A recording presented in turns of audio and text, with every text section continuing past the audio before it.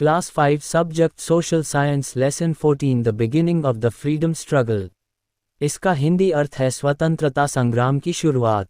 1857 के विद्रोह ने भारतीयों में स्वतंत्र होने की ललक जगा दी। उन्हें लगा कि अगर उन्हें आज़ाद होना है तो अपनी कमियां दूर करनी होंगी। उस समय समाज में अनेक सामाजिक कुरीतियां भी व्याप्त थीं। राजा राम मोहन राय, ईश्वर चंद्र विद्यासागर, सर सैयद अहमद खान, नारायण गुरु कुछ प्रसिद्ध सुधारक थे जिन्होंने सती जैसी सामाजिक बुराइयों को खत्म करने का प्रयास किया। समाज से बाल विवाह और जाति व्यवस्था। उन्होंने विधवाओं के पुनर्विवाह और महिलाओं के उत्थान को भी बढ़ावा दिया। उन्हें लगा कि समाज में इस बदलाव के बिना भारत एकजुट होकर अंग्रेजों से नहीं लड़ पाएगा। यहाँ पर कुछ फ्रीडम फाइटर की तस्वीरें दी हुई है, उनके नाम कुछ इस प्रकार हैं। राजा राम मोहन राय, सर सैयद अहमद खान, ईश्वर चंद्र विद्यासागर। ह्यूम। पढ़े लिखे लोगों को लगा कि अंग्रेज भारत को पिछड़ा रखना चाहते हैं। ये लोग एक आधुनिक समाज का निर्माण करना चाहते थे। उन्होंने अपने स्वयं के संघ, संस्थाएं आदि बनाना शुरू कर दिया। उन्होंने ब्रिटिश शासकों का ध्यान अपनी समस्याओं की ओर आकर्षित करने का प्रयास किया। भारतीय राष्ट्रीय कांग्रेस (INC) का जन्म। Birth of the Indian National Congress INC. भारतीय राष्ट्रीय कांग्रेस की स्थापना ने की थी। ह्यूम, एक सेवानिवृत्त ICS अधिकारी, 1885 में। इसके पहले अध्यक्ष WC थे। बैनर्जी। इस संगठन का उद्देश्य लोगों की कठिनाइयों और मांगों की ओर अंग्रेजों का ध्यान आकर्षित करना था। इसका पहला सत्र मुंबई में आयोजित किया गया था, इसलिए प्रत्येक वर्ष कांग्रेस का अधिवेशन देश के विभिन्न भागों में होता था।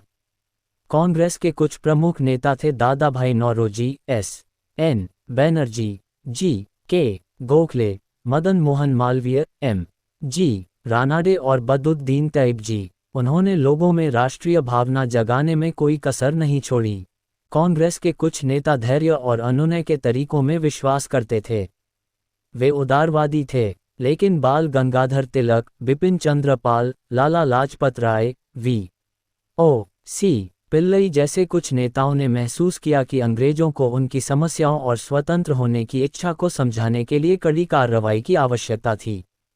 वे चरमपंथी थे। लाला लाजपत राय, बाल Gangadhar Tilak and Bipin Chandra Pal were popularly known as लाल, बाल and पाल।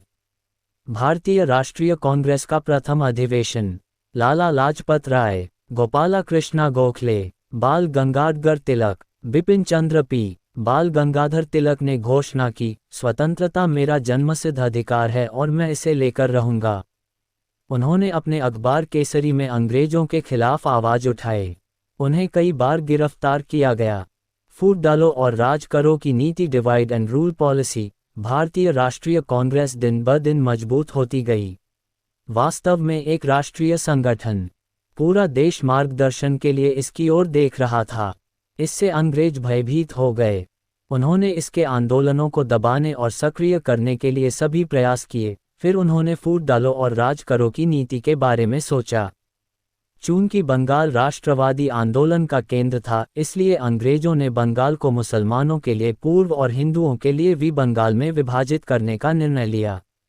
1905 में बंगाल के विभाजन की घोषणा की गई। पूरे भारत में लोगों ने इस फैसले का विरोध किया। वे जानते थे कि अंग्रेज उन्हें विभाजित करना चाहते हैं। स्वदेशी आंदोलन स्वदेशी मूवमेंट में एक विशाल बैठक में अगस्त 1905 में ब्रिटिश वस्तुओं के बहिष्कार का निर्णय लिया गया।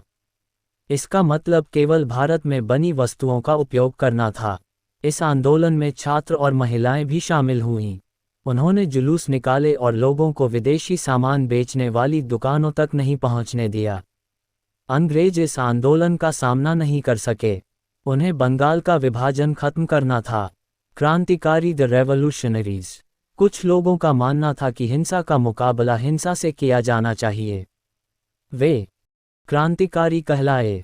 खुदीराम बोस, एक 14 वर्षीय बालक, को क्रांतिकारी गतिविधियों के लिए अंग्रेजों द्वारा फांसी पर लटका दिया गया था।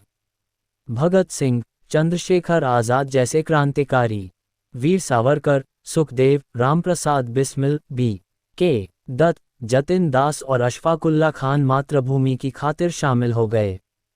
संघर्ष। उनमें से कईयों ने इसके लिए अपनी जान दे दी।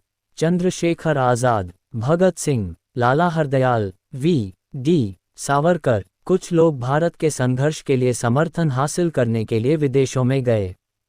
मैडम भीकाजी कामा जिनेवा गईं और वंदे मातरम नामक पत्र शुरू किया। मौलाना बरकतुल्लाह और राजा महेंद्र प्रताप काबुल गए और वहां से स्वतंत्रता आंदोलन का मार्गदर्शन किया। गदर पार्टी के लोगों ने भारत में क्रांतिकारियों की मदद की। 1914 में प्रथम विश्व युद्ध शुरू हुआ। कई भारतीयों ने इस उम्मीद में ब्रिटिश सरकार की मदद की कि उन्हें आज़ादी दी जाएगी। लेकिन ब्रिटिश सरकार ने इस अवसर का उपयोग भारत पर अपनी पकड़ मजबूत करने के लिए किया। उन्होंने सख्त कानून बनाए और उन्हें लागू करने के लिए सख्ती का इस्तेमाल किया।